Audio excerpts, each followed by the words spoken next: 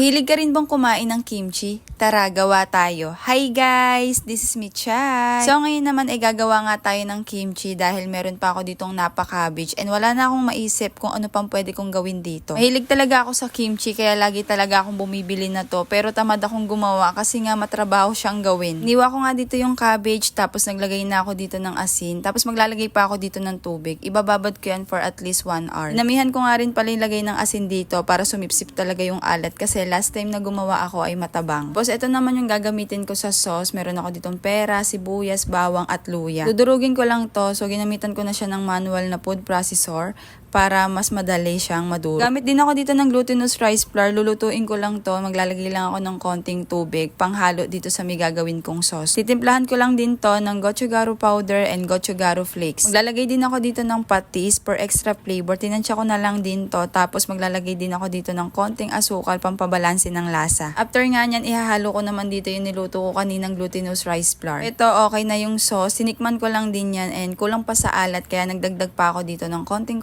patis lang. Nalo ko lang din mabuti yung sauce pagkatapos nilagay ko na rin dito yung carrots tapos yung green onion. Mukhang naparami yung sauce na ginawa ko pero okay lang yan, mas marami mas masarap. Dahil okay na yung sauce, isama na natin yung napa-cabbage na binabad ko sa asin kanina. Hinugasan ko mabuti yan tapos dinrain ko din mabuti, piniga ko para wala talagang matirang tubig. Mix lang hanggang sa makoat lahat ng napa-cabbage para maging ganito na yung itsura niya. So nung tinikman ko nga, sakto na yung alat, sakto na yung lasa. Para sa akin, ito yung pinakamasarap na kimchi na nagawa ko. Siguro dahil marami tong sauce, tsaka maganda yung ginamit kong gochugaru dito. Nalin ko lang din to sa garapon kasi mas gusto ko dito maasim para ma-ferment talaga siya. So ito na yung itsura niya nung nalagay ko na sa garapon. O diba, para din akong bumili ng kimchi sa grocery.